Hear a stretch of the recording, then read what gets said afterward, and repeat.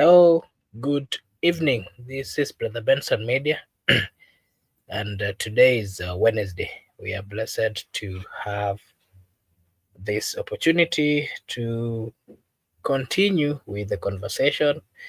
A conversation, of course, that is geared towards the betterment of our country, where we'll be having a discussion, of course, on matters of politics and especially on how the politics of the Republic of Kenya are shaped and we are simply giving our views. And therefore, if you are watching us for the first time, this is the Benson Media, and here we say that your opinion counts. You can always join uh, via the comment section and give us your take, or you can as well request us for a link where we'll give you join the studio and you also give your view. So, wherever you're watching us from, thank you so much. Kindly like and subscribe. Allow me to welcome Mr. Miguda to say hi before we get into the discussion. Miguda? Hello, hello. Hope you are doing good. I want to pass my section and future viewers. Like, share, subscribe to this YouTube channel because that's how you can support it. We hope to have a very robust and engageful as we promote good governance and also accountability. Back to you. Okay, thank you. Thank you so much, Mr. Miguda.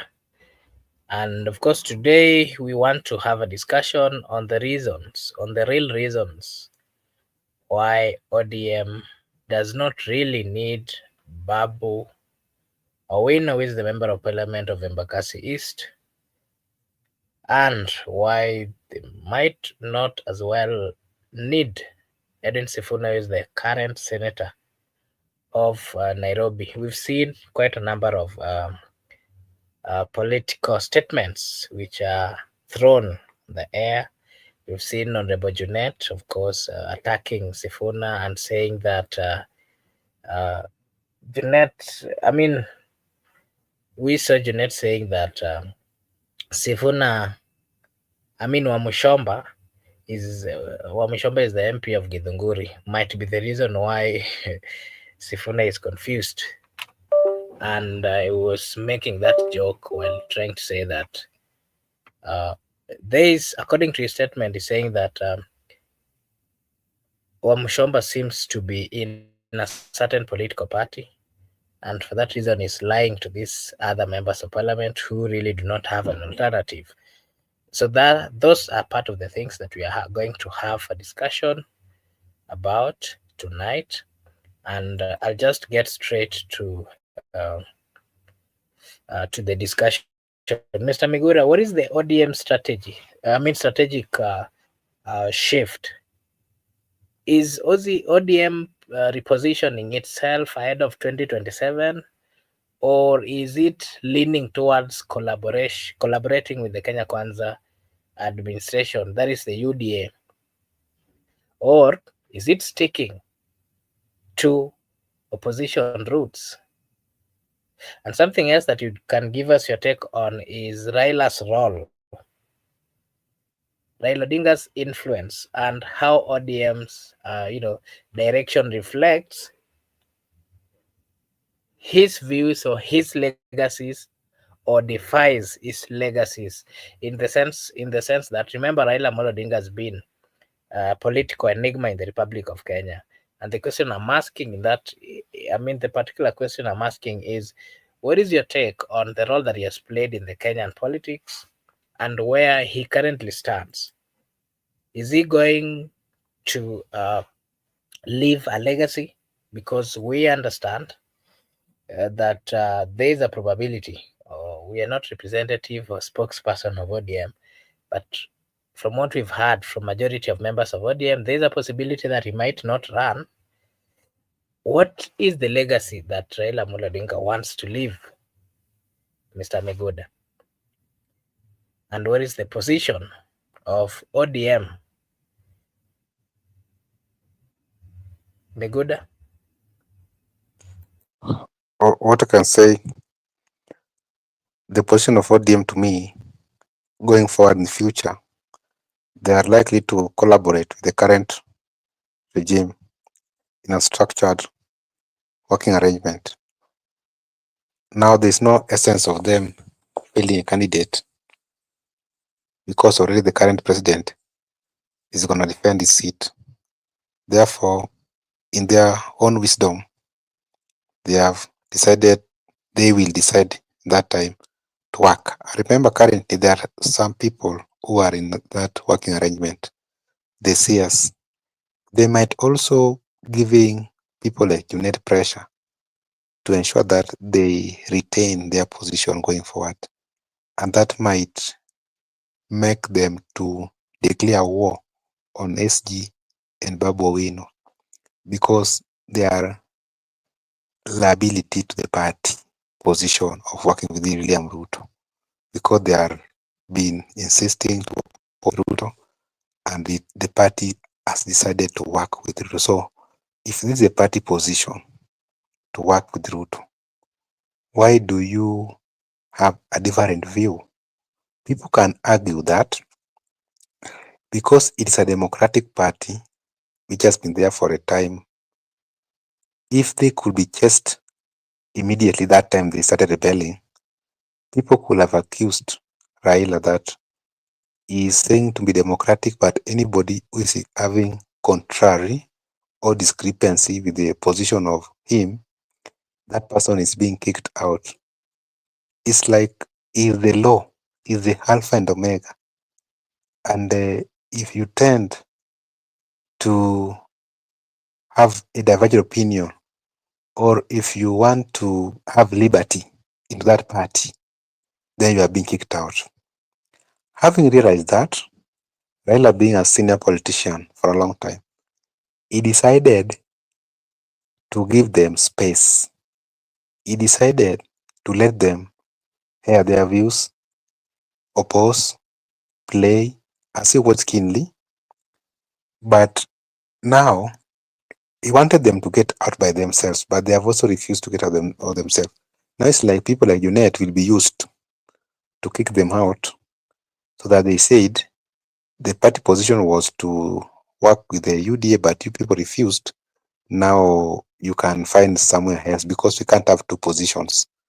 I think it's just a matter of there's a controversy between the two people you have mentioned and the party. And that controversy will end up in a messy because it's like Babu and Sifuna were also operating secretly. They were unmasked and they were doing it in a secret manner, but it's like they have been identified. The ODM wanted to create enmity between Sifuna and Babu, but they have succumbed that one. They have succeeded. The people tend to blend with them. If they could have succeeded to create enmity between the people and the Babu and Sifuna, then the people could have hated them and there could be enmity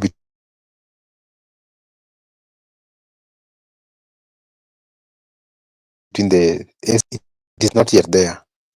I think that's now what they're trying to do. They're trying to create enmity between the people and the two guys because the two guys are popular in the party and they blend. So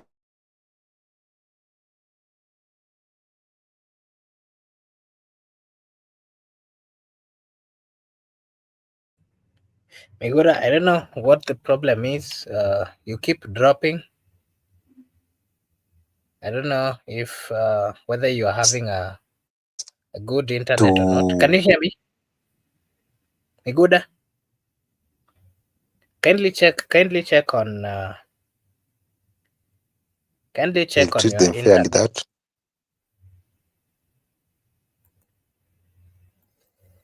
Mr. Miguda, kindly check on your internet. We can't hear you. You keep I've just dropping. realized.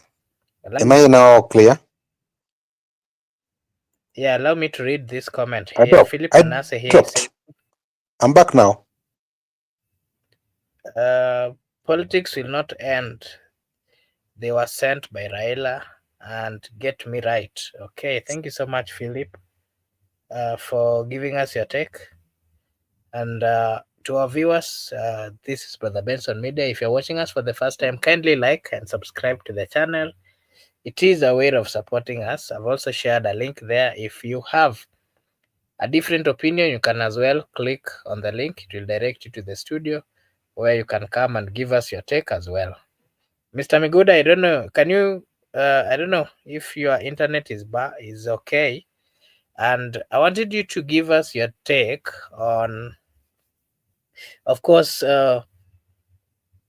we've seen some key meetings where Babu, Wino, and Sifuna have skipped, and the both leaders were absent from the ODM Kenya Kwanza parliamentary group meeting, which was conducted some few months ago. And of course, that raised a lot of questions about loyalty and priorities. Remember, it is the first time that we are seeing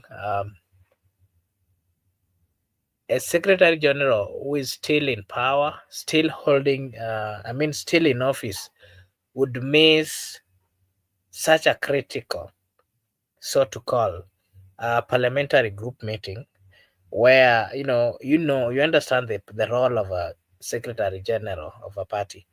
And Babu Owino, together with Sifuna, were all missing.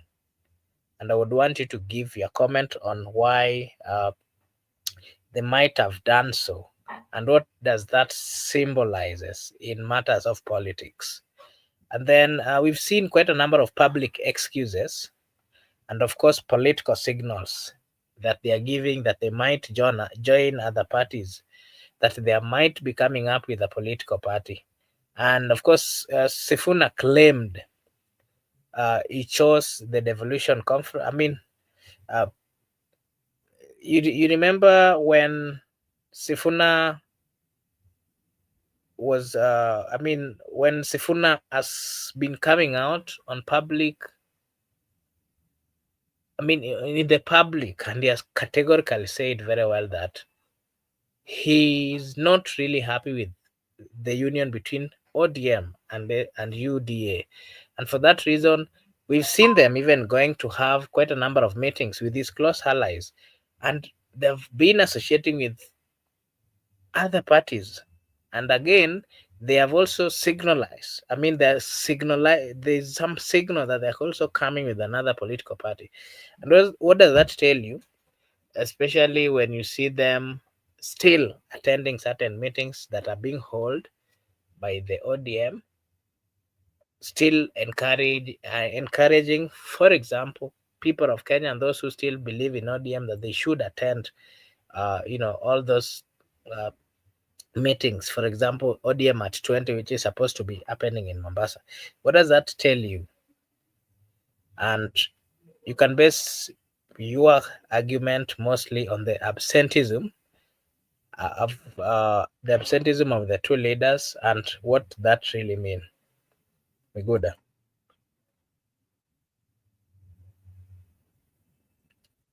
Miguda.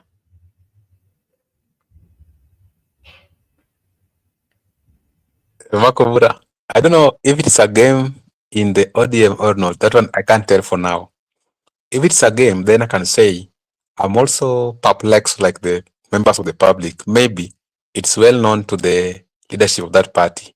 It's well known to Raila or Sifuna. If it's a game, if that's the game they're playing, that I don't understand. But from what I'm saying that what are the facts? Babu Owino want to be the governor of Nairobi. That's a fact. Sifuna want to retain his Senate seat. But I don't see why Sifuna should even rebel, because there is no any intention or anyone has expressed interest to go for the Nairobi senatorial seat in the ODM. He's a lone ranger. Maybe Babu might have issues because the current affiliation between ODM and the UDA, whereby the current governor of Nairobi is Johnson Sakaja, UDA party, and likely he must defend the seat. That's why Babu can have issues with the ODM, because if the party supporting Ruto under the Sakaja governor, but in the ODM want to be the governor. And also remember there were two. Tim Wanyonyi has left to Bungoma. So he can have issues. But I don't understand why Sifuna should have issues with the party or with Raila. That one I don't understand. Maybe I can say Sifuna and Raila can be a game whereby they know what they are doing.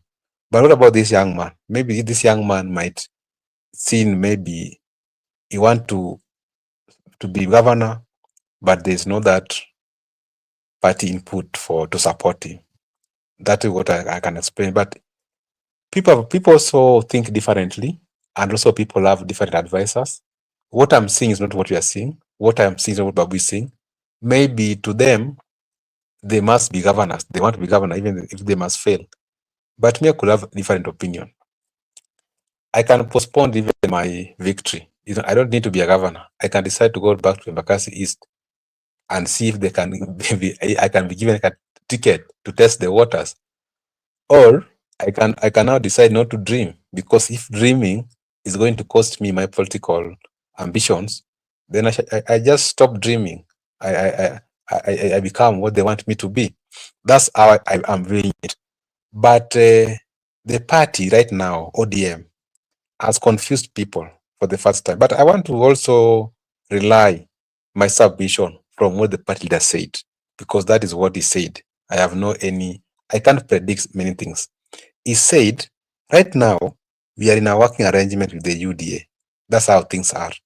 But when we reach 2027, we will sit down as a party.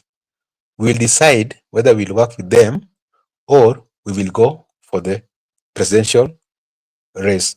I want to base my submission on that position of Raila Odinga, that I cannot speculate much that people are going to be kicked out or people are going to bolt out. But the party position is very clear that they are in working arrangement with the UDA, and when they reach the right time, they will have another resolution, whether to work with the UDA or not to work with the UDA going forward. But I'm trying just to say, from the look of things, it's like the ODM is deeply in UDA, whereby the experts are comfortable, and also they are at capacity to persuade Raila to continue to work with William Ruto. That one I can assure you. I told you that Raila is a matter of persuasion. How do you persuade him? If you can persuade him, Raila will surrender to you. Just persuade him. It's up to you to persuade him. That he's someone, he listens if you meet him at personal level. So he listens, and if you can persuade him. So I believe that when that time comes for negotiating, the expert will negotiate toughly to ensure that Raila will make a decision, because that party position is the party position, not the party to work with the Ruto. That one I'm seeing, because there were some allocations of projects which were done into the ODM bases. And from the look of things, like I told you, those things are ongoing. Even though people will argue that budget should be made by parliament or budget is your right, but the reality is the proposals are coming from State House. The proposals are coming from Mr. President, then to the parliament. And also we have seen before that if you have a good will with the president, likely there are things that can be allocated into your region. Those are the reality, other than what is in the law. The law is clear, but the reality part of it is also, we have seen before, even when Mau Mau roads were being done, it was the affiliation of the people of that region with the former President Uhuru Kenyatta. That's why the roads in Nyanza were never done. What we are seeing now, these things are being done because that affiliation. So if they can conclude the 2025-2026 budget, and people will see those roads or those markets or whatever, and they can conclude 2026-2027 budget, they can allocate more projects in those regions. I don't see any reason whereby they will not persuade. They say, Raila, we join, we agree on these allocations, they were allocated, they are done. Some are half, some will be done. So here, we were never con. let us continue work with the person. So these people who are daydreaming that Raila will bolt out, I don't see him bolting out. He's going to be there, provided the conditions are met. The issue of the only issue here is Babu, not even Sifuna. Because there's no reason why Sifuna should leave ODM, even if you see Sifuna can be re-elected. They have said if he goes out, he will be re-elected. If he's not, so I don't see why he should be having so much opposing the party. But it's that is his democratic right. The person who I think has a issue is the young man, because even the way the party salvage the current governor, it's like the party does not support him. That's the reality. I don't think the party is supporting him. So if the party is not supporting him, it's up to him right now to re-strategize and look whether it's going to vie with a different ticket or independent, or go back to Bakassi East, or decide to go for the presidency, the way you have been saying, or to go for the deputy presidency. It's up to him now to decide. That one up to him. Would, But Marco, back to you.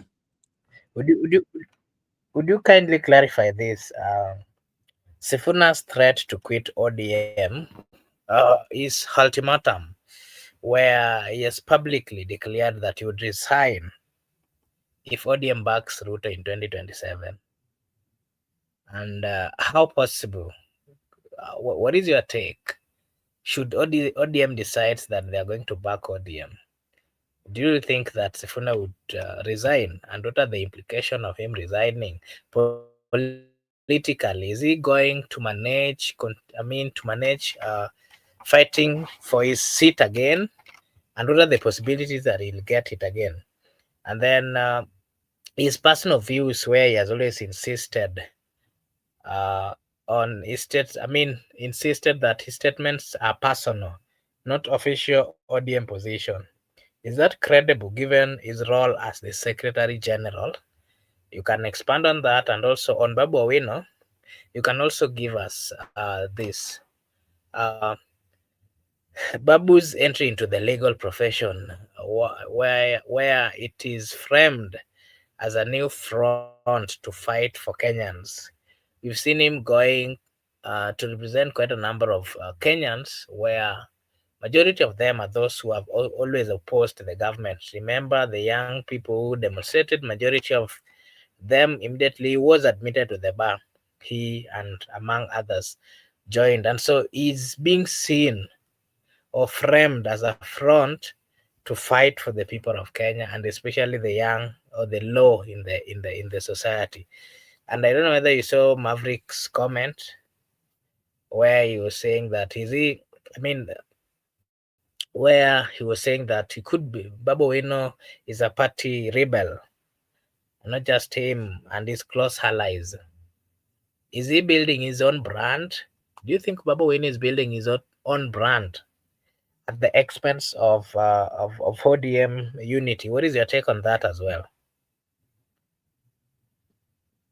Okay, thank you very much. Let me begin with that issue of Edwin Sifuna. First, I'm very much honest. I don't see the reason why Sifuna should resign, because it is not even going to add him any bonga points, because right now he's popular in that ODM. No, he has been opposing it inside, but he's popular.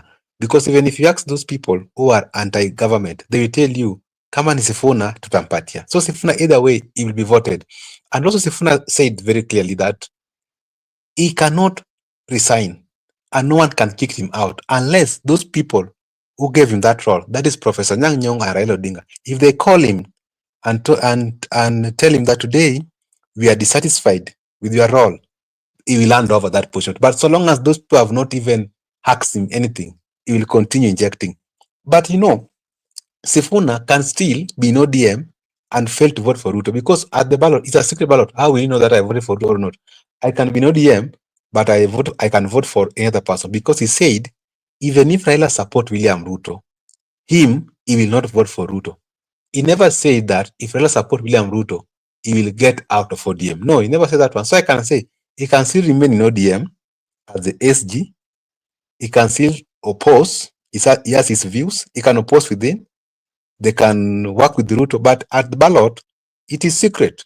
You you will not magnify what I'm doing with my papers. It is me and the pen. So even if I shout 2 times, but I fail to turn out, or I abstain, or I fail to, how will you know?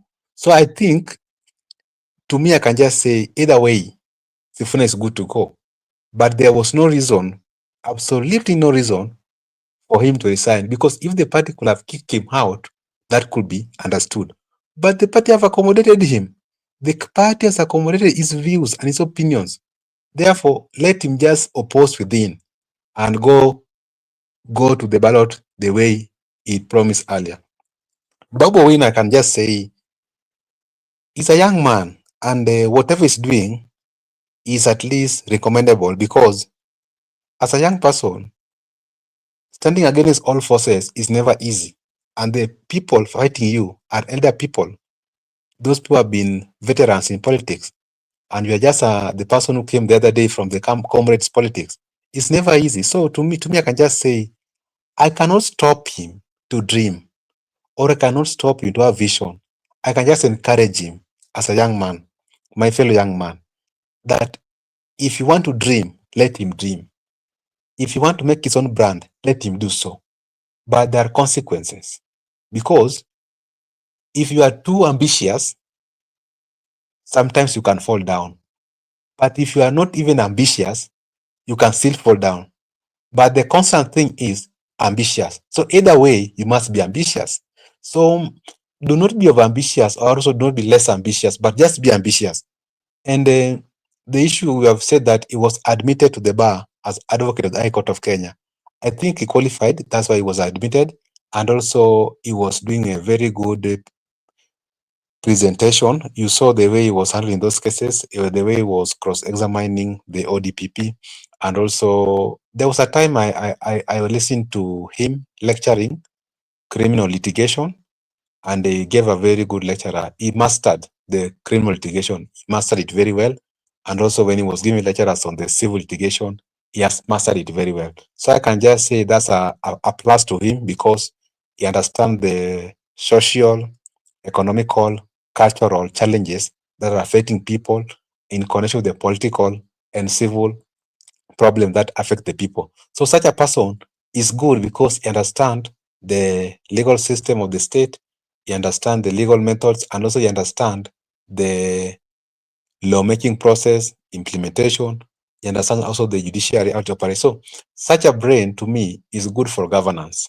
And if he was providing the Gen Zs, or the people who were arrested, pro bono services, because he was never hired, he was never paid, he was doing it free.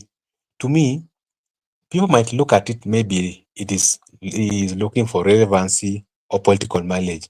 But if that is the only thing that can make you to be popular, so be it. If your brain or your influence can make you have 2 votes, use it. And the pro bono service he was providing, because the people were arrested, some were charged with terrorists, some were charged with other things. But look at them. They cannot afford advocates. Look at their capacity. They are unable to afford advocates to represent them. But here is a person who has come out to represent them freely. Because even Babu Wino, to me, I understand, is very much expensive. And if you want to hire him, you cannot, those people cannot afford him. So he has decided to offer that services to the community, to the society. That's a plus. So other than issues to do with the ambitions, gubernatorial, but that act of service to the humanity, that one must be recognized. So I think other than building his own brand, which he's supposed to do so, he's also trying, he's just trying, like, look at him, look at his age, look at what he has done at this age. He's ahead of his peers in terms of politics. He's ahead of his peers, because he's a person of discussion. But where are his peers? They have disappeared in the political scene. So let us just encourage him that, because he understands himself better than us, if he means, he knows very well that he can challenge the ODM party or Raila Odinga and be elected. So let him go. But if you know that he is not going to be elected because he challenged Raila, so be it. Because he said very clearly, and I want to quote him, that before he was elected MP, he was living. And even if he's not going to be elected governor, he will still live. Life will not stop. So yeye ni kama mtu ambaye ameamua ya kwamba liwe liwalo, hata nikianguka ama nipite, but I've made my mind. I'm going for the gubernatorial seats. That's what I want to discuss about that issue.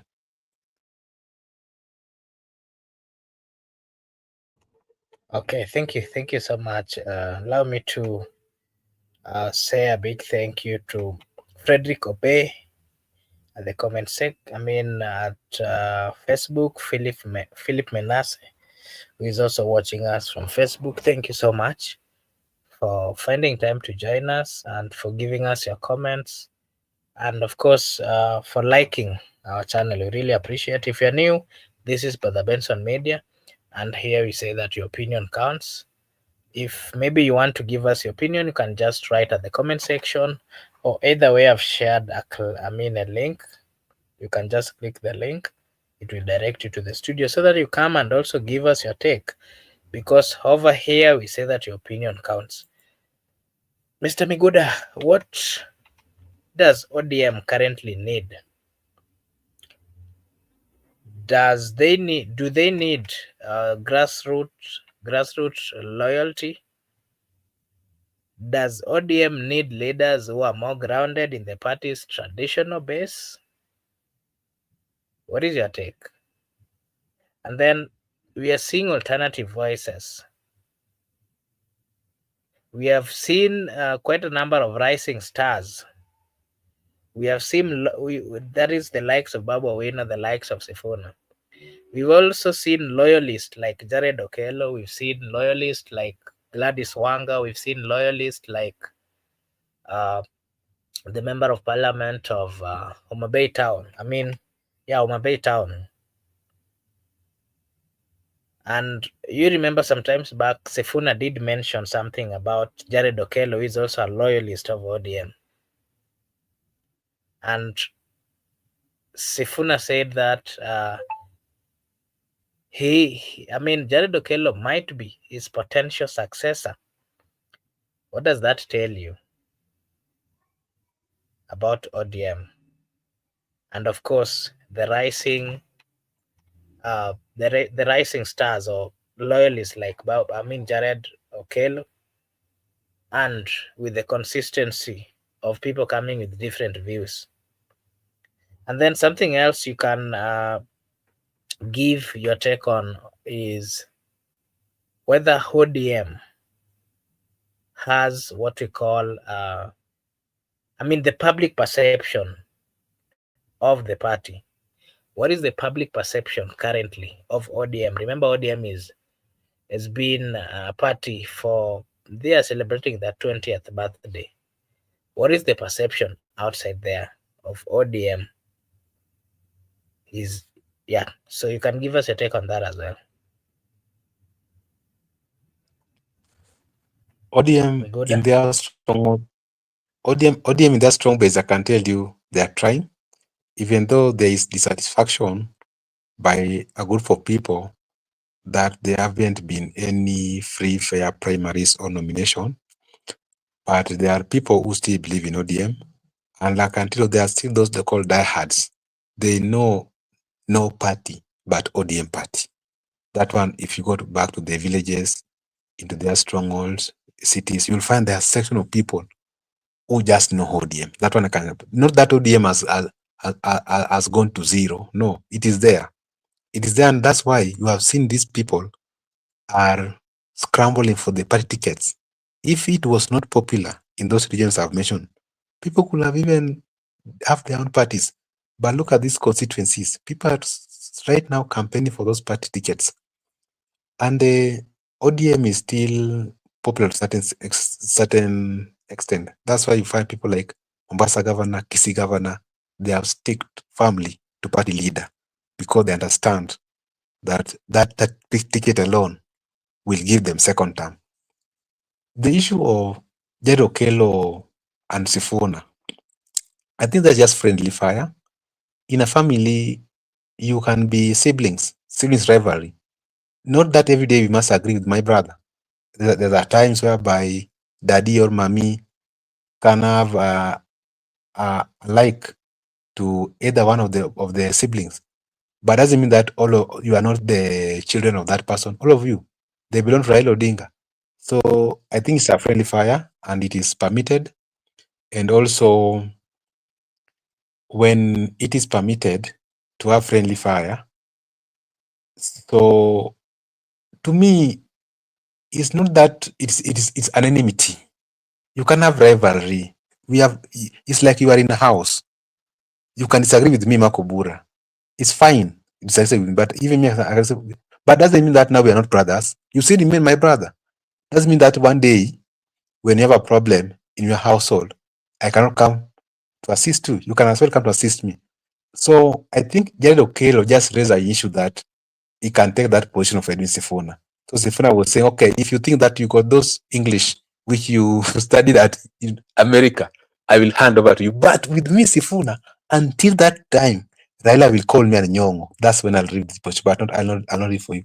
I can just say there's not that much rivalry. It's just like even if you're in a classroom, maybe you can punch someone, maybe you can abuse each other, insult, assault. But at the end of the day, you still remain classmates. And when you are being promoted to the next class, you move together. You will not move to another school because I insulted you. In life, you are an adult. You understand these things. In life, sometimes you can be rivals, you can be buddies, so on and so forth. So I think that's how it's happening also in the ODM party, because ODM party is not heaven. It's here on earth, and this party belong to human beings. So those wrangles are there, siblings rivalry here and there. Maybe I think they are just at siblings level. But ODM should do one thing, Makobura. ODM should try to earn trust in the primaries. And so they should try so hard to look for the young people, the next generation. They should register the Gen Z. They should register the millennial. And they should move across the country. They should advertise the party afresh. What used to happen before, I think when we were in high school, the ODM reloaded, the slogan ODM reloaded, when people like Ruto were leaving, Balala was leaving, Mudavadi was leaving, they came with the slogan ODM reloaded. That people are moving. Then they rebranded it. Then by the time also other people left, they came with another slogan, ODM fresh. They rebranded it. I think right now it's high time to rebrand the party, to adapt the current generation. They should have a slogan that's adaptability to this Gen Z and these millennials, and they should incorporate their views and also sacrifice some position to the young people. That one, the advice I can give them if they want the posterity of that party.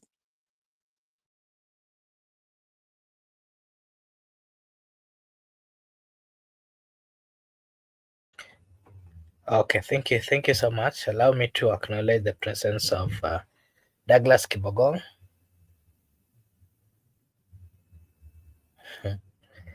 Okay, Douglas, pole ndugu yangu Douglas. Allow me to also acknowledge the presence of Gypsy Corner at the comment section. Hi, Gypsy Corner. I hope you're also doing good. Thank you so much for finding time to join us. And Megura, now I want us to slightly focus on the by-elections which are coming.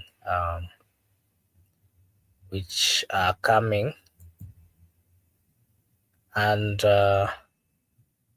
I would want us to I'll want us to get deep on what is happening in Baere, because it's a place of interest. And so before we start, I think the coming by elections, which are all set for, I think they're all set for November. I think, yeah, it's November 27th of 2025. Of course, it's covering 23 seats. For the of 23 seats, the total, of course, including 6 MPs, one senator, and 16 MCAs. And the odd zones, I think the focus on battleground like Mbeere North, where political heavyweights are clashing, and this race is seen as a preview of the 2027 Mount Kenya showdown. Something else that we'll give our views on is the ODM primaries uh, happening on September. It's happening between September 24th and September 27th. But again, some candidates are already awarded direct tickets. This, of course, is fueling a lot of internal party dramas. And again, we remember the cabinet secretary in charge of Interior, CS Murkomen. He also warned politicians against hiring goons to disrupt campaigns. Miguda, you'll give your views on all this. And again, the IBC is also coming up with a rule and saying that no night campaigns, no fundraising, and strict nomination deadlines. And the question is whether these rules will be enforced or ignored. This is not the first time that we are seeing IBC coming up with rules. But the question we are asking is, are these going to be enforced or ignored? Miguda, you can give you a preview on the date and the scope, just like I've mentioned. The elections are set for 27th November, of course, covering 23 seats. You can give us your view on that, whether it is good, the perfect timing or not, whether they've been given enough time to do their campaigns. And of course, you can give us your views on the ODM primaries, which are happening on 24th to 27th. But in that case, remember there are some candidates already with direct ticket. That again has caused a lot of discomfort. And the issue of goons and violence, where Interior is warning. And of course, the IBC rule. What is your take on that?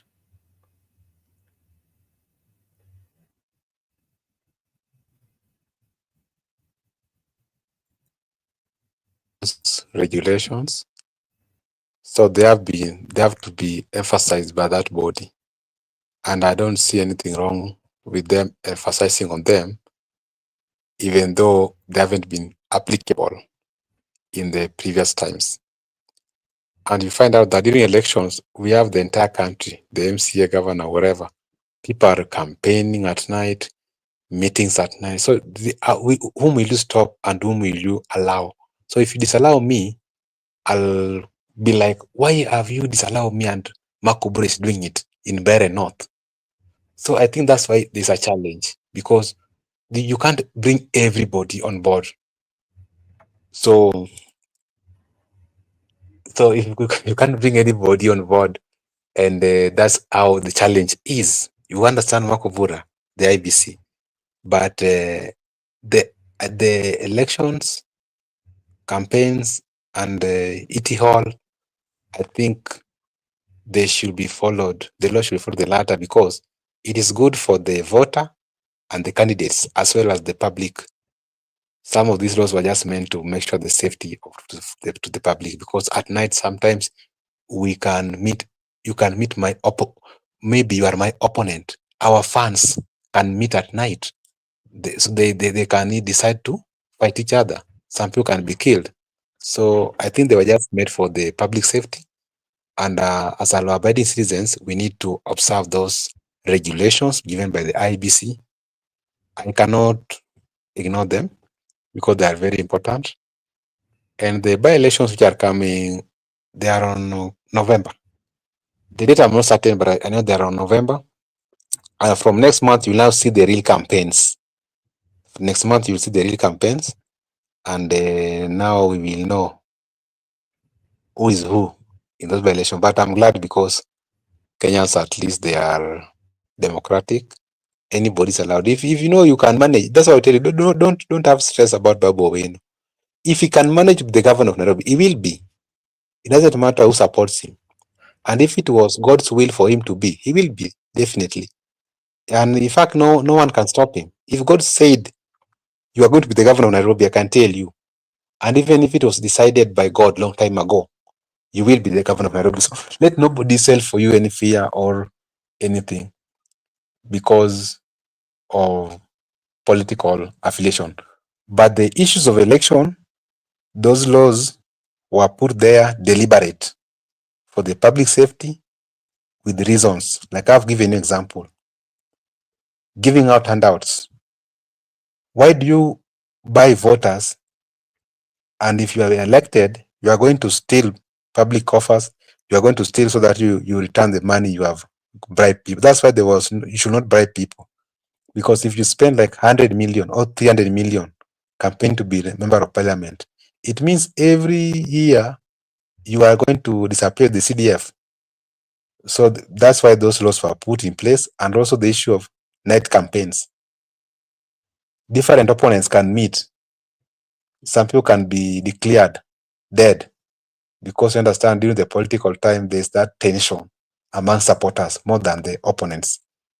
Anyway, even there was a constituency whereby even during church services, there were rows for certain person, other row for certain people. Even if you go to purchase anything into the market, you don't purchase from the support of the opponent. So I think those laws were put there deliberate for the public safety.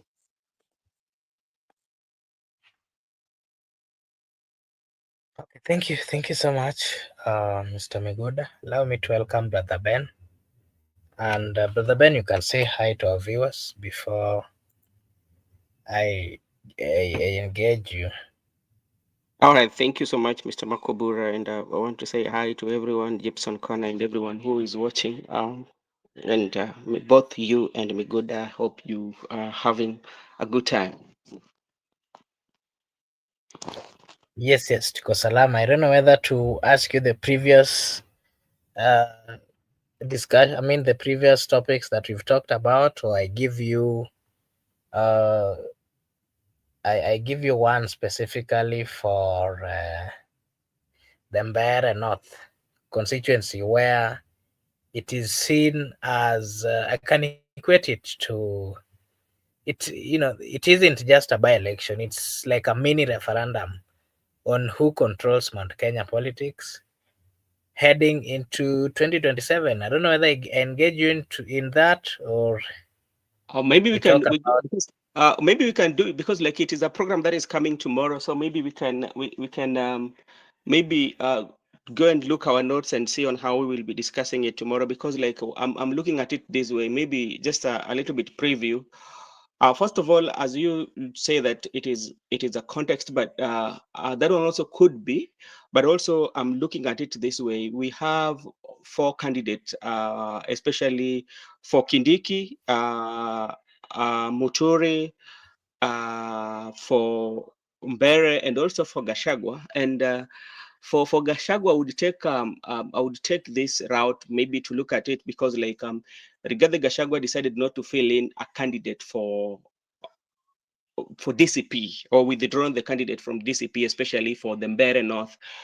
And that one is a sign of giving Muturi like a pass. So that the Muturi then has to prove himself, you know.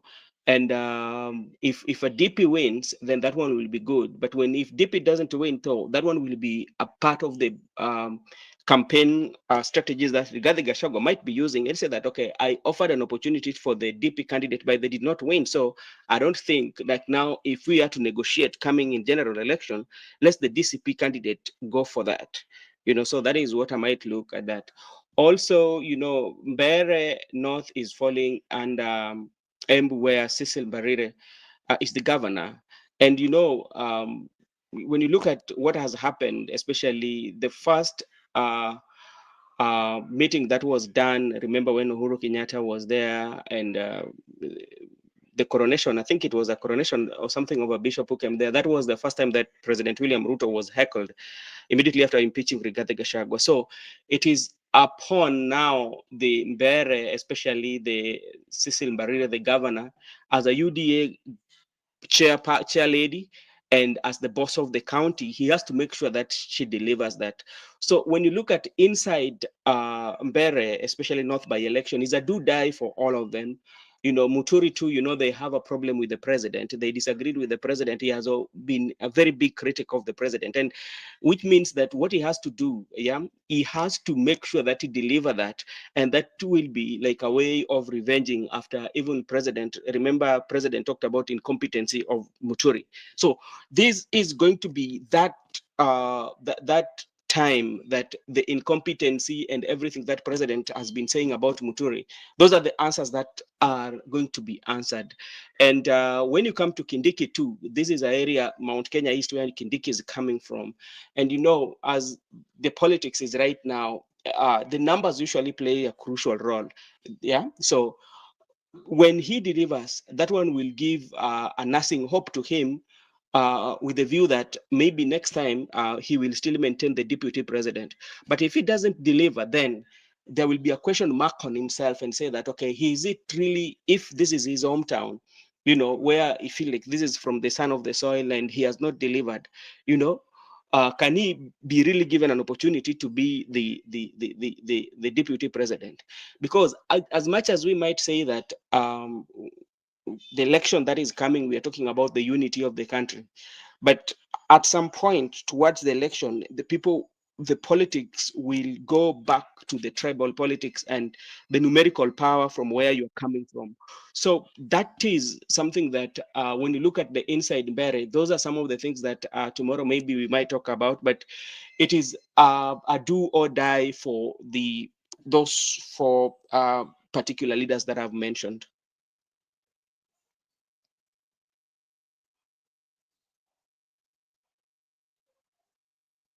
Okay. Yeah, what Laban is Thank you. saying Thank is you so. right, but Laban is saying, but though if Muturi carries the day, it will be a very narrow margin. Yes, even if it is a narrow margin, a win is a win. So that one will be a plus to them, and that one also will motivate them and say that, okay, now we are on the good track.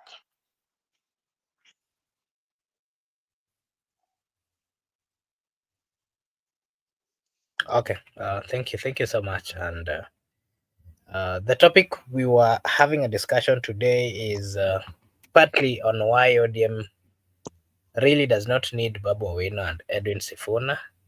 Mhm. And Meguda has given his take. Maybe I'll also want to hear your take, because we want to understand the strategy, that the ODM strategic shift. And Mhm. of course, remember Raila has been the brand of ODM. Mhm. Remember, there are positive things that is done within ODM. Whatever successes ODM has done, they are always seen as Raila's, like, personal or whatever. That has Mhm. that has been the view.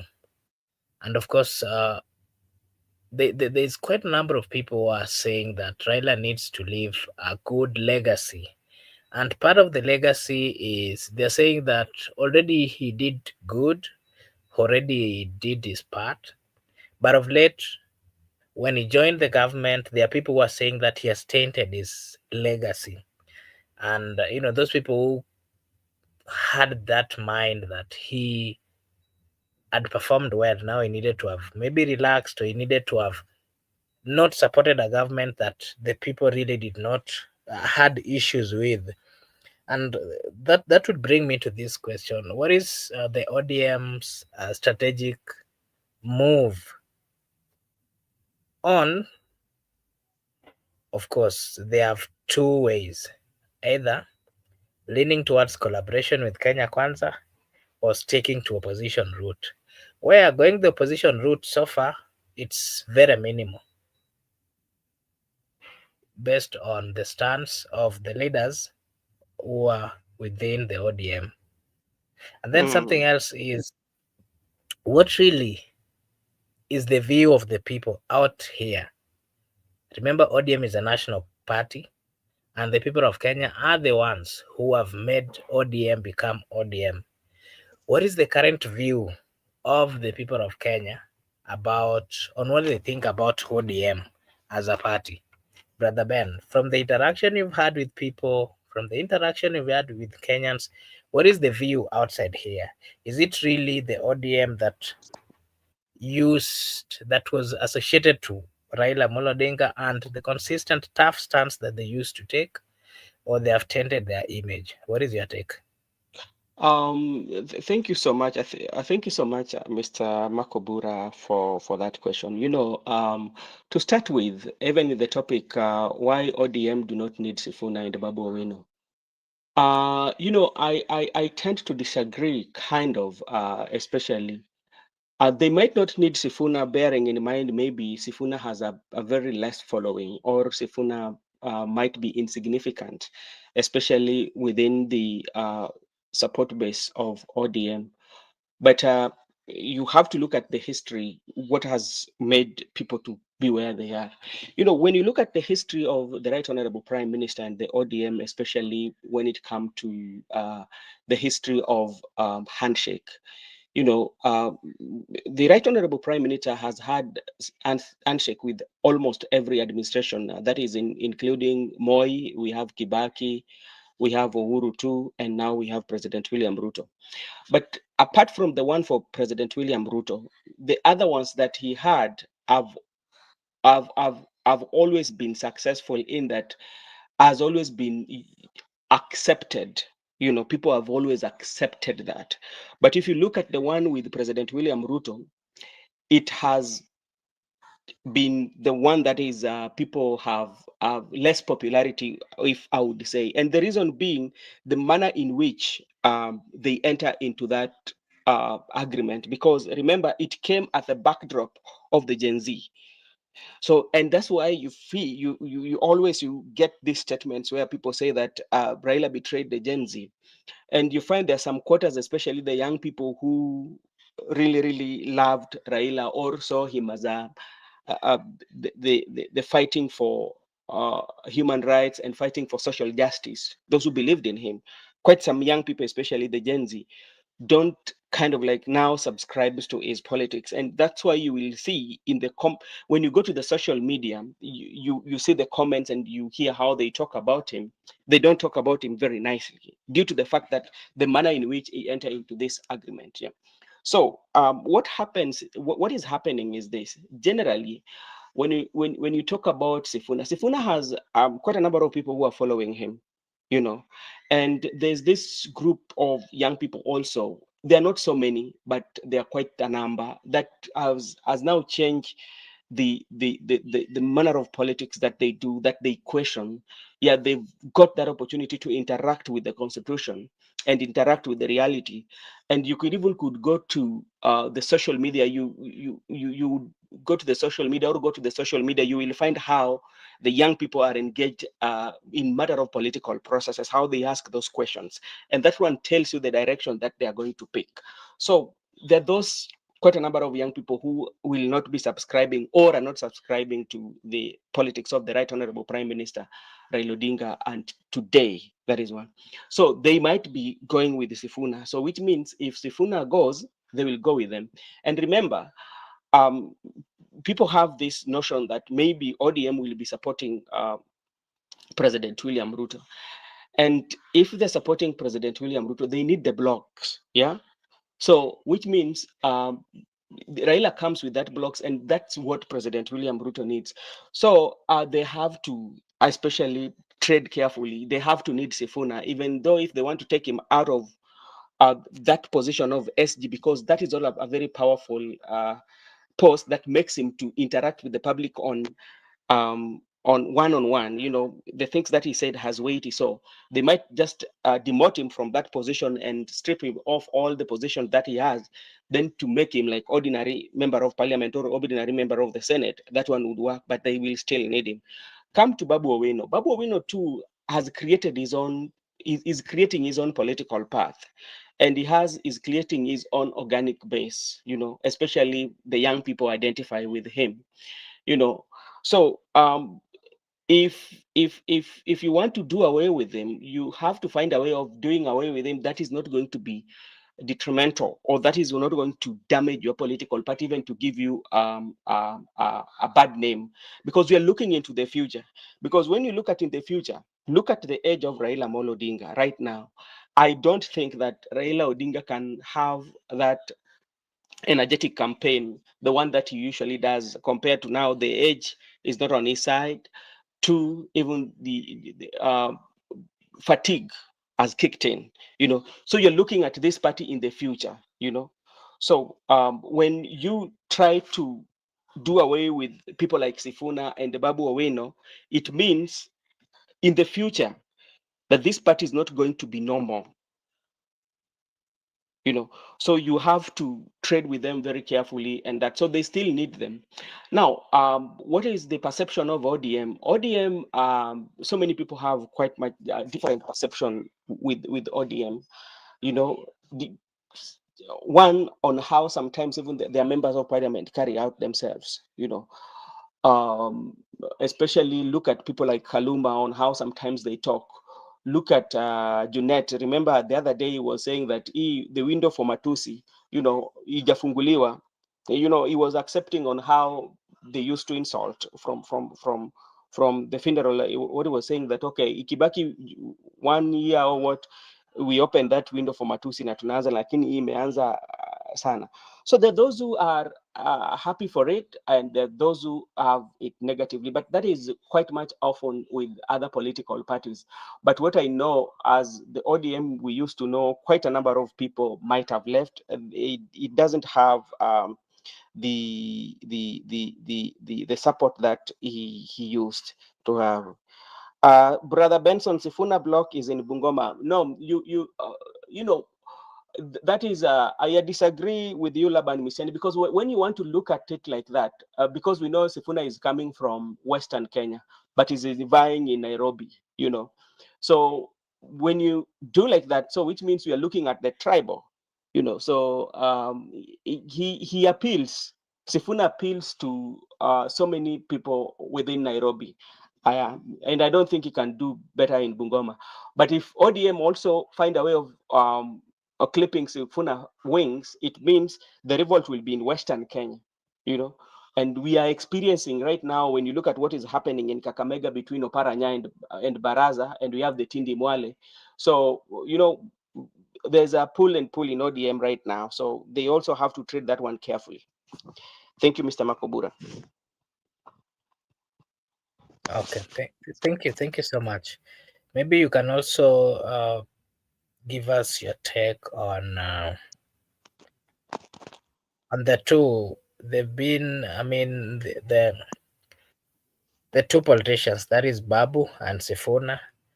Remember, we've seen them skipping key meetings where both of them were absent from the ODM Kenya Kwanza parliamentary group meetings, raising questions about loyalty and priorities. And remember the role. I'm quite sure you understand the role of a secretary general of a party.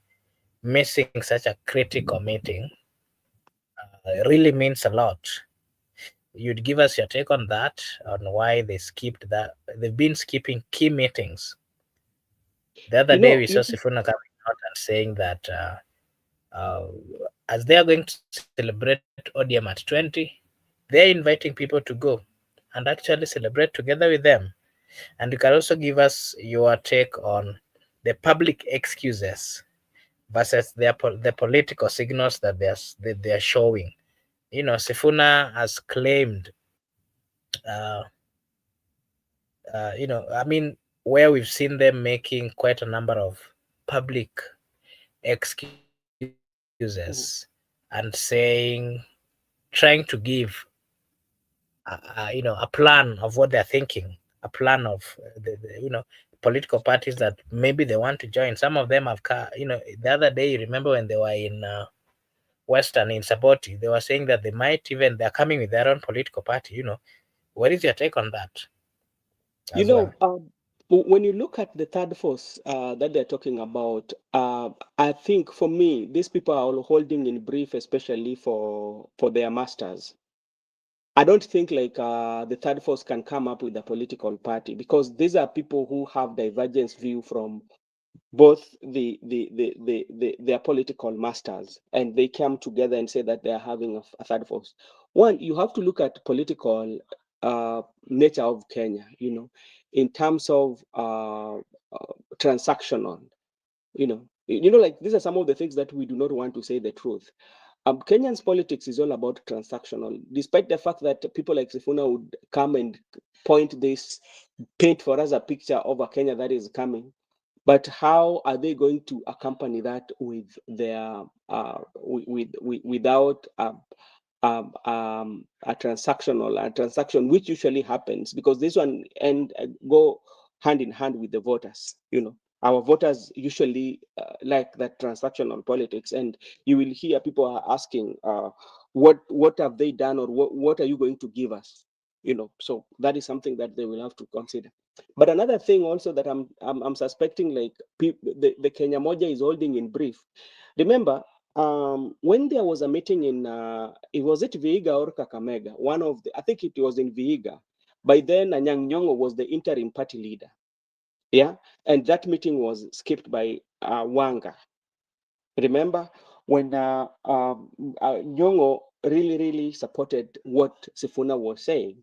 And if you look at the history, the people who made Sifuna to come to the party actually was it is said that Anyang' Nyong'o played a bigger role to bring in Sifuna, especially to the party, based to the fact that he used to read. Sifuna was writing in the columns. I don't know, it was in the Daily Nation or Standard, but Sifuna used to have some writing. So Anyang' Nyong'o went through those, and that's how he came to bring Sifuna.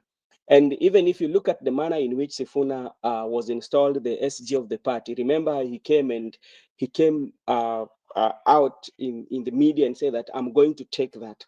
So you mean that I think like there was behind the scenes on how to make to make the public need that, okay, Sifuna is the best person, to take this. And another thing, it was balancing it was balancing Babu na Mwamba, bearing in mind that Babu na Mwamba was coming from Western, and it was not going to be said that this post was for the Western people. Now let it go to the Western people. So that is that. So at the end of the day, Makobura, you will agree with me that Sifuna, Babu, especially Sifuna and Babu Owino, I think the party or the Right Honorable Prime Minister knows what they are doing, and they really support that, because like we know the history of ODM, especially if you go against. Laban has just mentioned Agostino Neto. Agostino Neto disagreed with them on the ideology.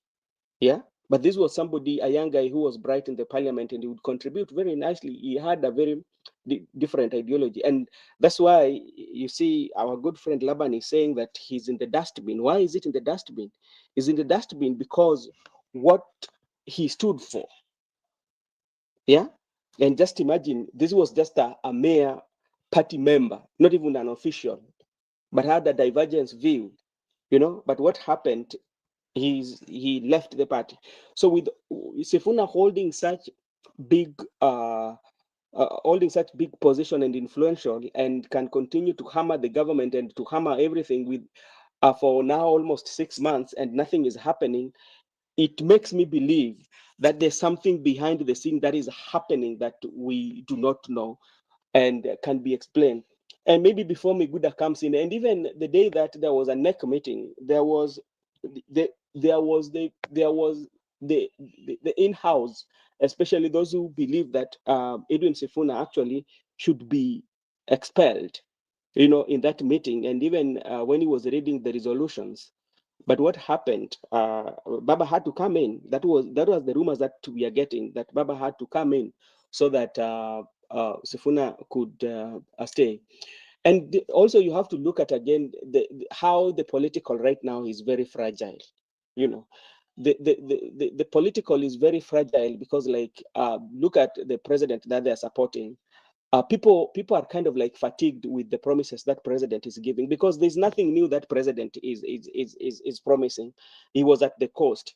the same political narrative that he used, ambia hao wangwana watususumbue na nini. Na remember, when he disagreed with Uhuru Kenyatta, he was campaigning then. He was in the active politics. But what now he disagreed with Rigathi Gachagua. What Rigathi Gachagua is doing, he keep on saying that wao wanatusumbua.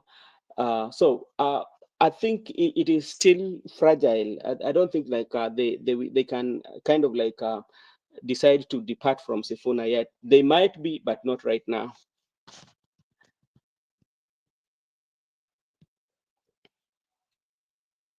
Okay, thank you. Before I let you go again, I'd want to hear your take on Babu Owino. Remember, he was just admitted to the bar the other day, and today he's being seen or framed as a new front to fight for Kenyans.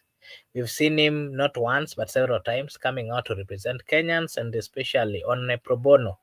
Kenyans who are low in the society, Kenyans who are not really financially stable, Kenyans who have been coming out to fight for their rights, fight for others. Remember those people who were caught or arrested during the demonstration. He's been representing them.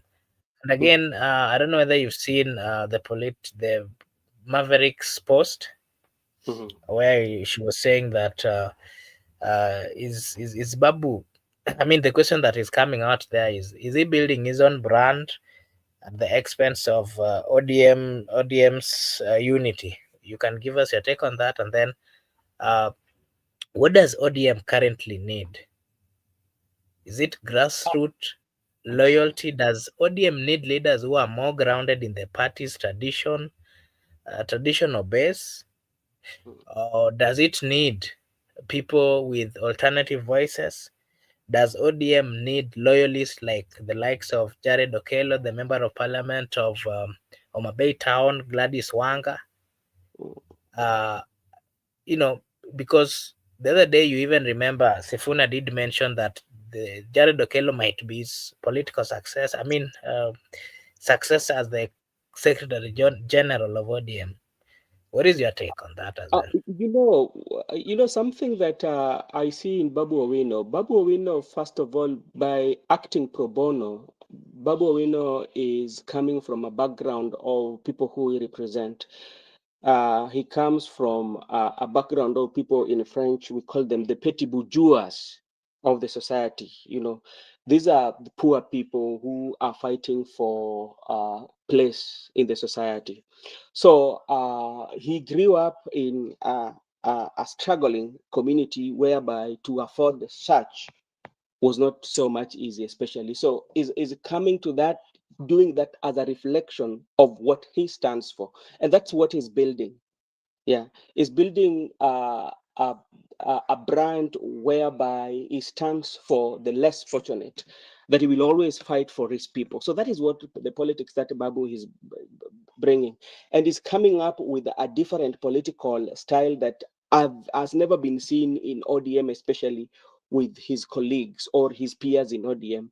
Because look at members of ODM, especially even the ones that are coming from Luo Nyanza. How do they carry out their politics? How are they doing their politics? Who has ever gone out of his way to do what Babu has been doing? So I think Babu is creating a path that nobody else have ever created, especially those who have been in ODM, and is creating this brand. And I think is trying to build in foundation, even if he leaves ODM. He's looking for his landing spot. He has something to talk about when he leaves ODM, or when he starts to chart his own political path, and they say that this is what I stand for, and the people who will be sharing this ideal, this is the place for you. So that is what Babu is building, and I think at some point it will pay off, because remember, sometimes I usually talk about nature. You know, nature will give you everything you want. Yeah, the nature will give you everything you want, but if only you search carefully. So I think Babu Owino is in this nature and is fighting for what he believes is right, and the nature is going to give it for him. And I want to give you a typical example. And I was today thinking about Jalango, especially Felix Oduor. I've seen interviews that Jalango did some years back, and he said that I'm going to be the MP for Langata, you know. Yeah. And when he said that, he started to work towards that. And even though maybe because of ODM or what, but like this is something that he had already foresee and he worked for it. So that is like Babu Owino. I think Babu Owino has chart his career. He said, this is the path that I'm going to follow.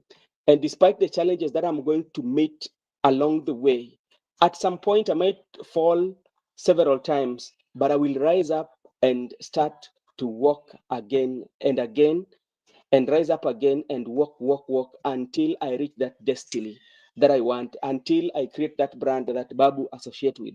But even if you look at it, the gods, remember the other day when we had an interview with the guy from Kisumu who was saying the gods are with him, you know. And this one you would see when Babu visits, especially the lake, what usually happens, especially some members of parliament are not very happy, especially with him when he attends these rallies, you know. So I think he's in the right path, but he's not going to be walk in the park again. But he has to search it very carefully until the nature will give him what he wants.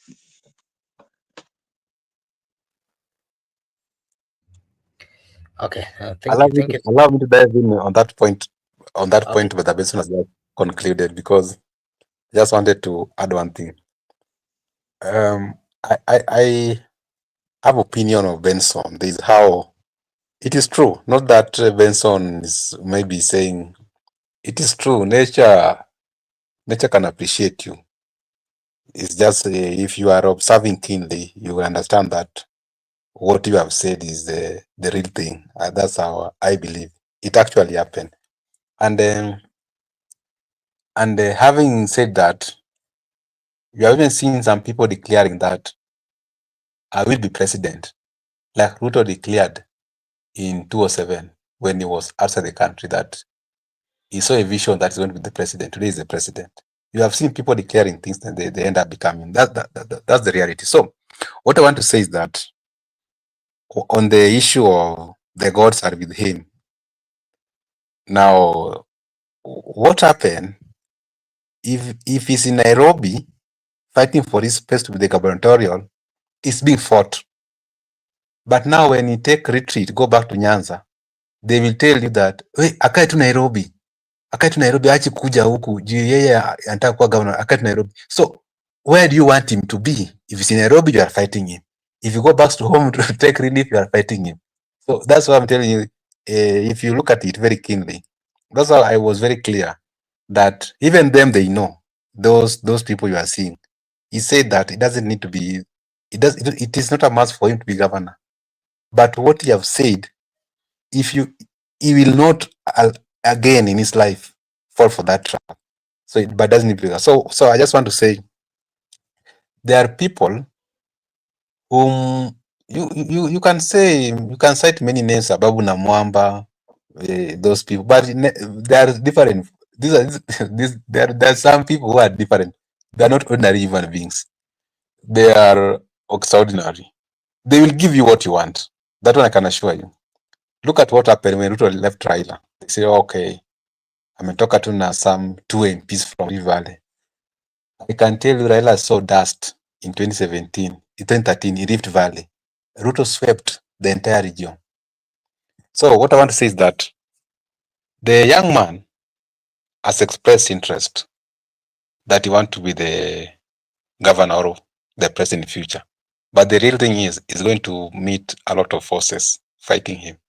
And the good thing is that he's ready, he's out. The jury is out. And the people are also watching.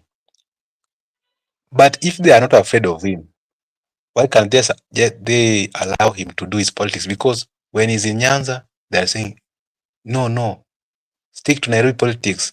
Stick to Nairobi politics. Because in Nyanza, people embrace him. like one of us. This is our person. So that embracement, the leaders don't want. And when he's in Nairobi, they are fighting him again. So where do you want this person to be? And Babu is the only leader in Luo Nyanza under the leadership of Raila Odinga who has gone beyond Luo politics. He's the only person you have seen going to Mount Kenya. He was at Manyata with Mkunji.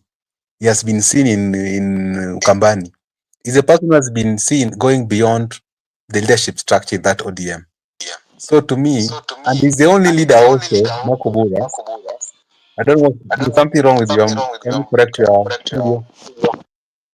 Like there is an echo in your studio. Okay. I'm saying you find out that he was elected in Nairobi, but he has decided to go back to Nyanza and he has been targeting those lowly regarded places, like he is going to very, very remote areas, and people tend to blend with him. But look at these leaders. No one, until Raila called for a rally in their region, that's when you see them appearing. No one goes beyond his constituency. But Babu has been going in Migori, he was in Siaya, he has been in Kisumu. So to me, he's having a different style of leadership.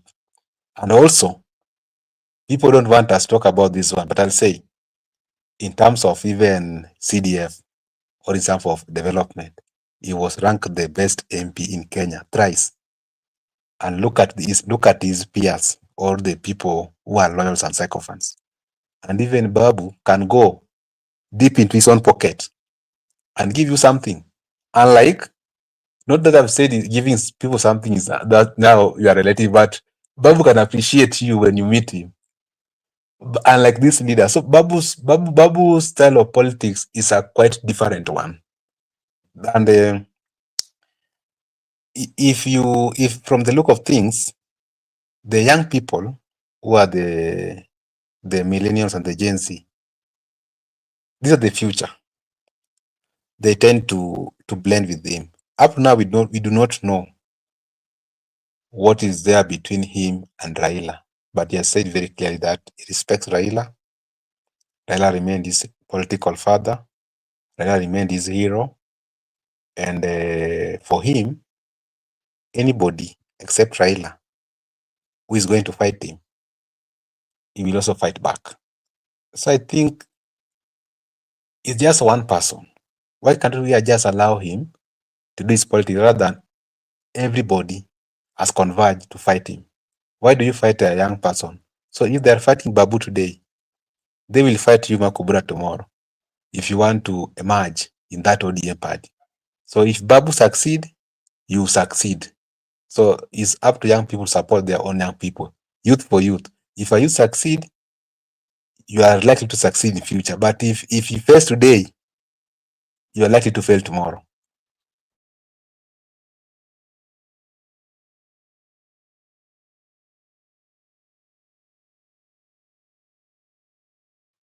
Okay. Thank you, Megoda. And I think maybe the last questions that I have that I would also want to hear your take on is regarding Gachagwa's political rebirth. I would call it so, from deputy to challenger. And so I would want to hear your take on. Yes, Are you getting me? sorry, Are you getting? You cannot get me. I can hear you. I can hear you. I'm clear. Yes, you're okay.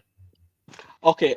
Maybe before Miguda comes, and this is something that especially concerning Baba. Not that because maybe I might be somebody who is a supporter, but I'm discussing about it. There are people who like are very, very, very quite much negative about him, and even saying, especially the people from the Luo community. I've seen quite a number, but sometimes people you see like people like Babu Owino, there's something that they have. There's something special about them. in that their connectivity, how they connect with the people. And I want to give you a typical example. Remember when there was a time that they were installing Museveni in Siaya. Babu and Jalango came into, they kind of like entered the same time. But you could see, especially the mood of the people, how they were relating to Babu Owino, and how even the connectivity between Babu Owino and Jalango, it was there was it was very clear that the Babu Owino was loved, or he had very good connection. So sometimes it points at, okay, this is somebody who's going to be a leader in future. I think Makubura is stuck. Meguda, can you hear me? It's not stuck. We can hear you. I'm not stuck. It's not I stuck. hear you. Oh, okay. So that is what I want to say, and the way even Meguda say that, if he's not very influential, or if he's not, why maybe each and every time people talk about him, he's the subject of, especially a conversation, especially when people talk about the Nyanza politics. That is what I would say.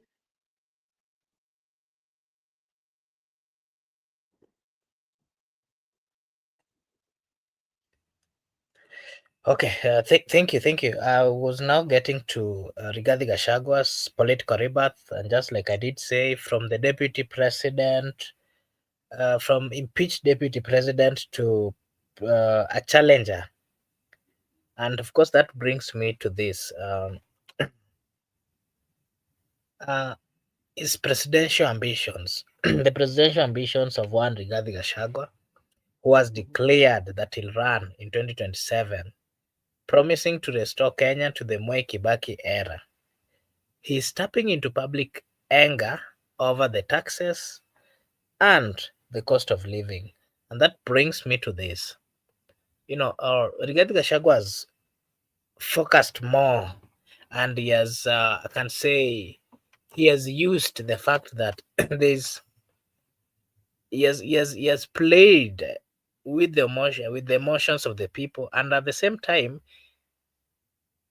is finding it easy I mean, is having actually, whenever he comes up with these topics, whenever he comes up with this campaign, he has always have reasons, and the reasons are also with the people, that truly there is high taxes, truly there is high cost of living, and so whatever he's riding on is something that is true on the ground.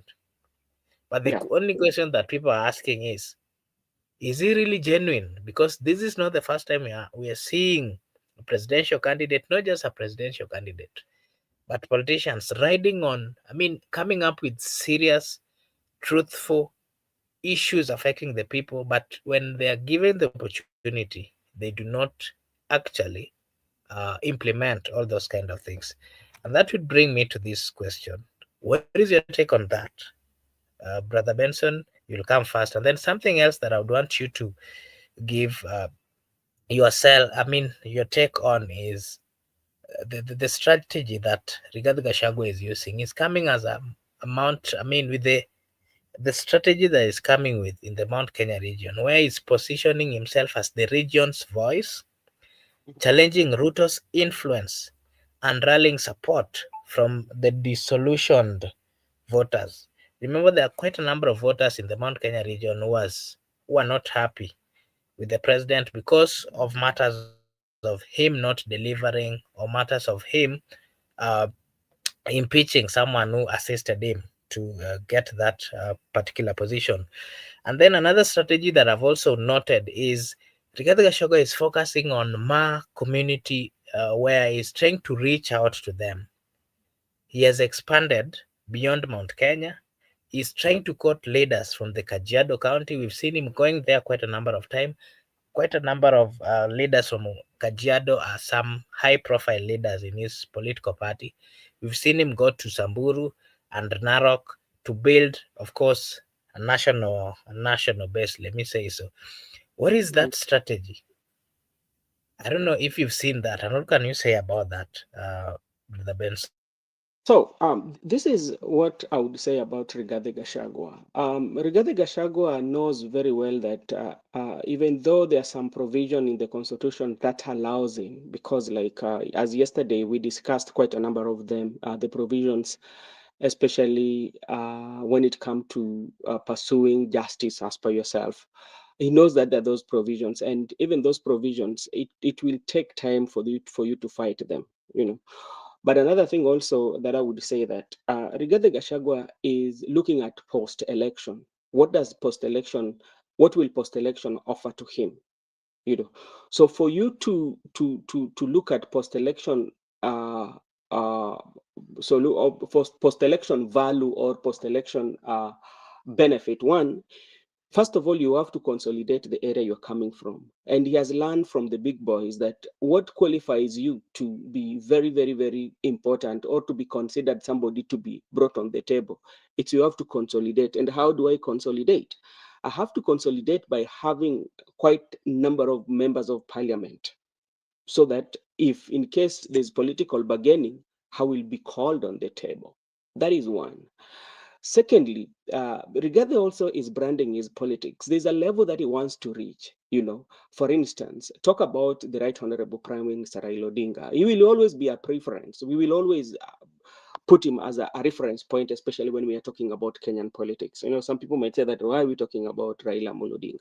No, in the Kenyan context, politics, there's somewhere you will have to refer to him on what he has done.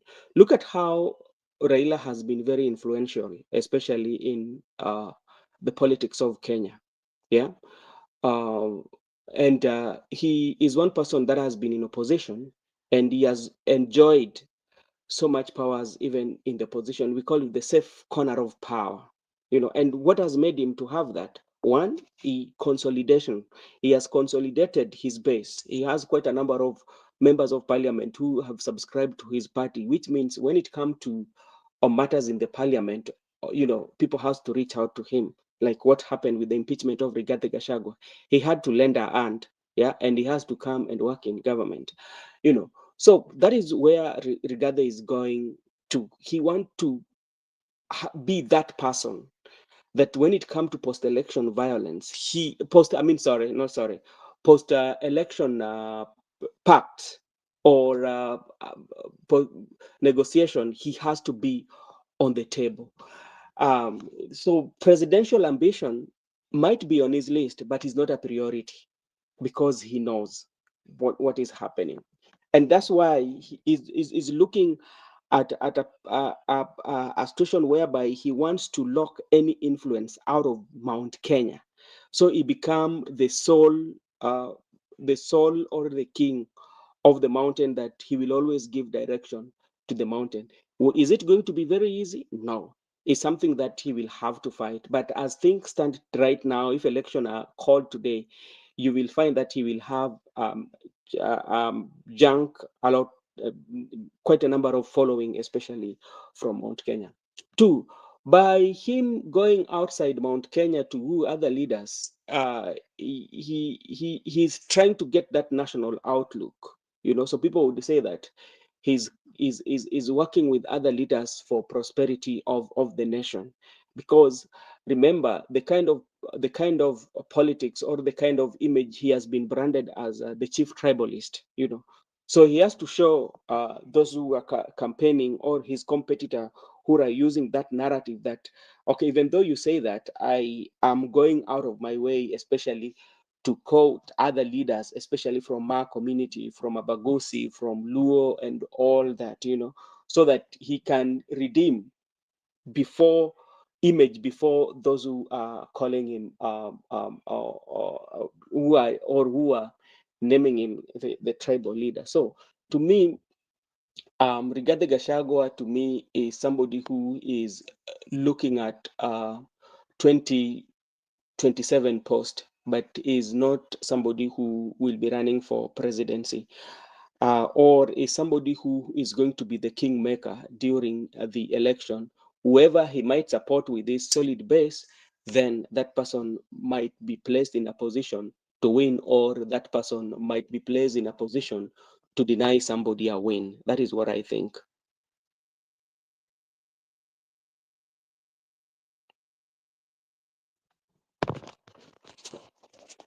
Meguda, what is your take on Gashagwa on the same comments that Brother Benson has given?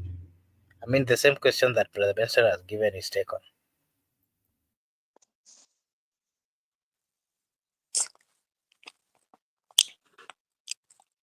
Gashagwa, Gashagwa, Gashagwa.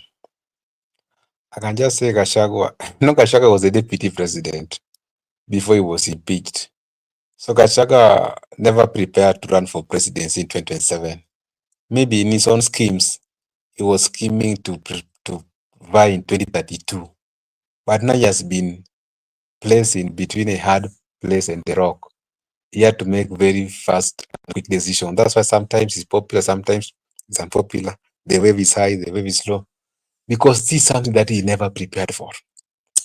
And so Gachagua has also been confused by the system because he knew that he's going to serve 5 years as the deputy president.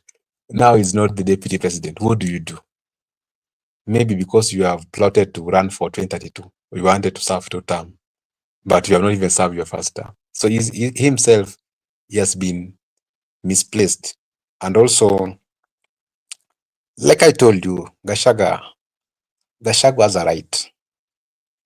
Even people are saying he has been impeached, but he has a right to go to court and make an application. And the court may grant Gachagua a relief. The court can as well declare that right, which he is seeking, that right to run for the presidency, the political right. Because he enjoys the political right, he can go to court so that court can make relief and grant and declare that right, that he has a right to run. So until then, we can't say he's not running. He actually can run based on how he will argue the case in court. And also Gachagua, people never imagine, when we went for election in 2022, we knew that he's the deputy president. And there was no likely event that he was going to run in 2027. We knew Raila was going to have a rematch with Ruto, or Kalonzo was going to be there. This is something that people knew. Even when he was being impeached, people said that if he's impeached, he will not run. So bring him into the picture of running. That's why we are having some of not surety when we analyze this of Gachagua. But now that's what we have. He's outside, he's running. What do you do? If he's running for the presidency, I can say, in politics, there's no permanent enemy or friend. If Gachagua can bring for me Mount Kenya votes, then I can just work with him. If he can persuade the Mount Kenya vote and give me to the way he gave Ruto, I can work with him. There are many positions you can decide. You can even assign him the role of the prime cabinet secretary, which is unconstitutional. And also you can decide, because he said that they were writing on how to have 50-50. If that is the case, because Mount Kenya votes are too many. And actually they usually come out to vote. They usually come out large numbers. So if in the event you want to ignore that large constituency, I don't think it's gonna be easy.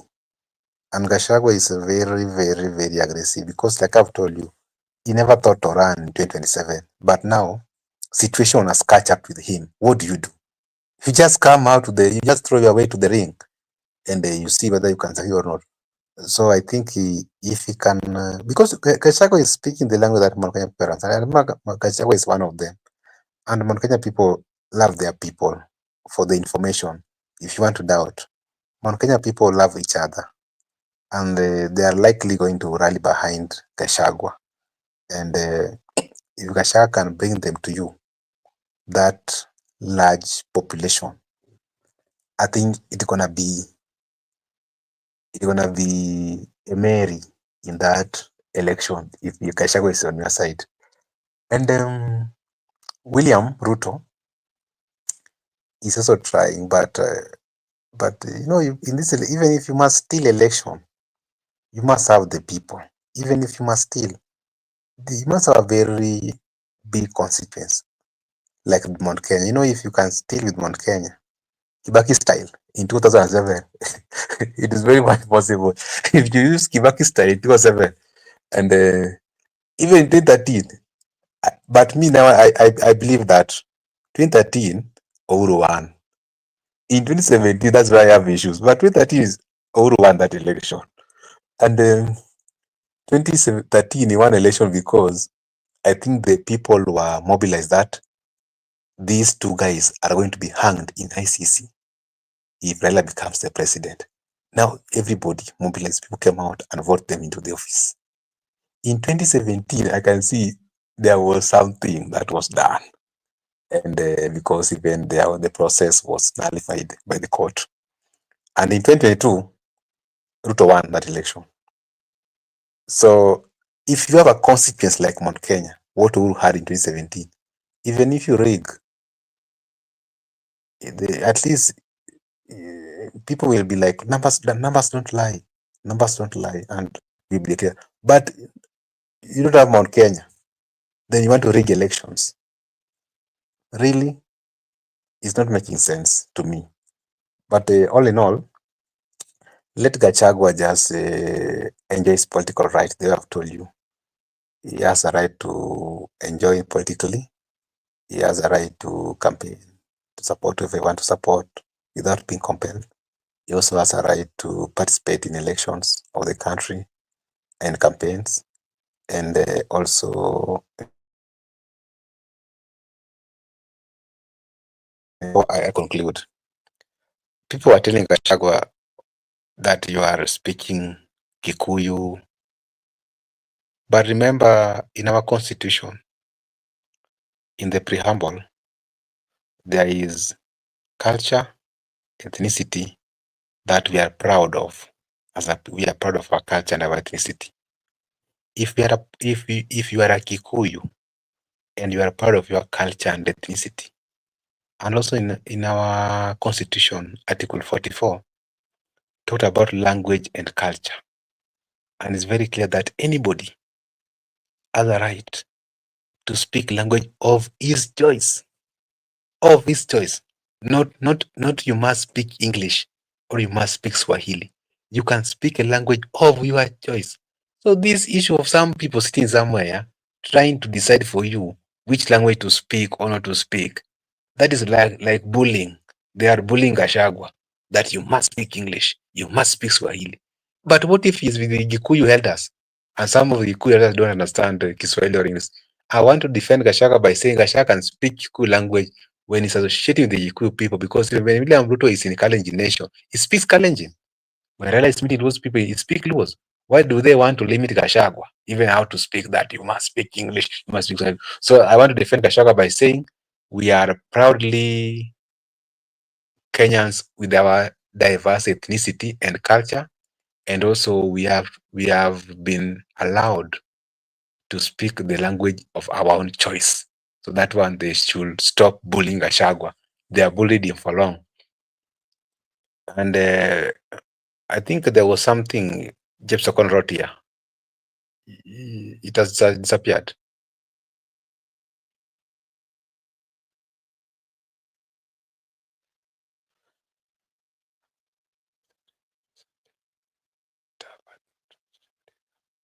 Yeah, that one. The other one before this one. I think there was, something like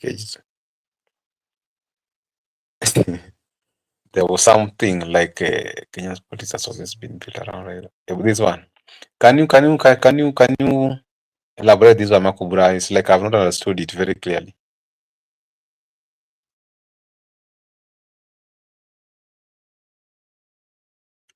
Which one? The one on the screen? The one Miguda Ageism, whatever Ageism, something to this one. Why don't you fight for unfortunate Kenyan public? This one I've not had. I've not get a good elaboration. So if you could have elaborated, maybe have you understood it?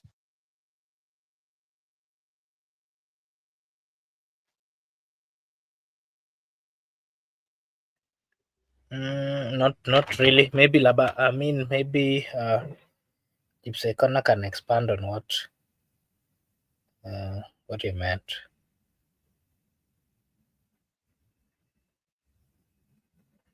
the Kenyan public should differentiate between tribal and culture. Yeah, I think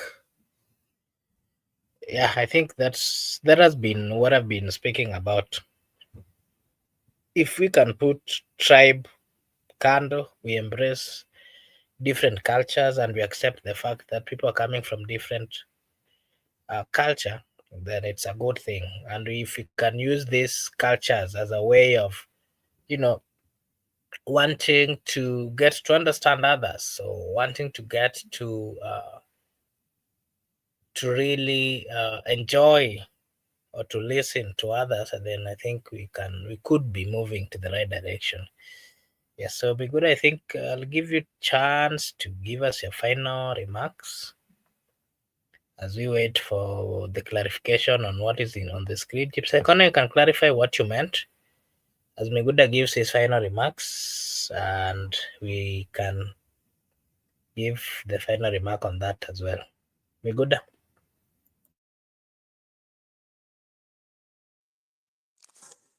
Okay, thank you. I was just wanted to conclude by saying, even when Gashagwa, even if I'm defending Gashagwa to be allowed to speak, as he enjoys the cultural and ethnicity of the Gikuyu nation, as other Kenyans are also allowed to do so. Also, Mr. President William Ruto should be allowed to invest in Meru, because even him, the law allows him to acquire property anywhere in the part of the country. So as Gashagwa, we are defending him to speak the Kikuyu language. Let him not chase William Ruto out of Meru, whereby he said that he has built an hotel. Let him allow him also to acquire property anywhere in the part of the country. That's what the right to own a property. So the constitution is not selective, whereby it can only defend Gachagwa's right, but as well it defends Ruto's right. So it should be a two-way traffic, whereby allow Ruto to move in the country, allow him to have residence whenever he want, allow him to invest, do not block him. The very way Gachagua must not be subjected into any action in law that is speaking the Kikuyu language is within the framework of the Constitution, Article 44, language and culture, of your choice, without anybody choosing for you what to say. I want to appreciate our viewers who have come to the show. I was able to mirror Manasseh. I saw Manasseh, an advocate of the High Court of Kenya. He was following from the Facebook. We appreciate you, Manasseh, to come for the show. We appreciate you, Big, also for your input in the comment section. And thank you for following us, because you make us move. And also we feel good because every person is following us, being advocate of the High Court of Kenya, the senior counsel. And also I want to appreciate Laban Musiani, who has come to the show and has disappeared, going to watch football. Douglas Kibogong, I saw you. Jepse Kona, I'm a good friend. I was able to get you. And also, who else? I was able to find only those ones. I think, let me look at this one because I'm going. Good, you said that the young, like Babu Sifuna, that the young people should stick with them to fight the elite seniors. That is what I say. Okay, that's what I said. But I think even the elite seniors are fighting back. They are fighting us. Even with them, they have united fighters. So we should unite and fight them back. So not we are going to elites or seniors to fight our juniors. No, let us build a strong base. So we send elites out of the town, all of them, when the nyumbani. They can have those spaces for the young people. Makubura, bye bye. See you next time, everyone.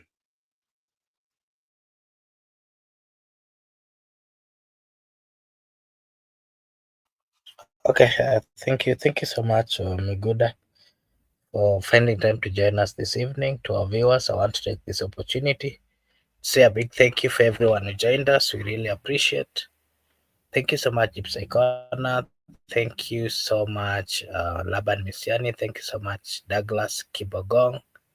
Thank you so much, Wakili Philip Menase, Brenda Obedi, Austin Okumu, Kwach Motokubwa, Frederick Obe, and everyone who joined us today. We want to take this opportunity to say a big thank you and to appreciate the fact that you came and joined us. You gave us your comment at the comment section or you participated. Thank you so much. We really appreciate. Wishing you all a blessed night, a blessed morning, a blessed afternoon, a blessed evening from wherever you're watching us from. Thank you so much and may God bless you. See you again tomorrow. Bye bye for today.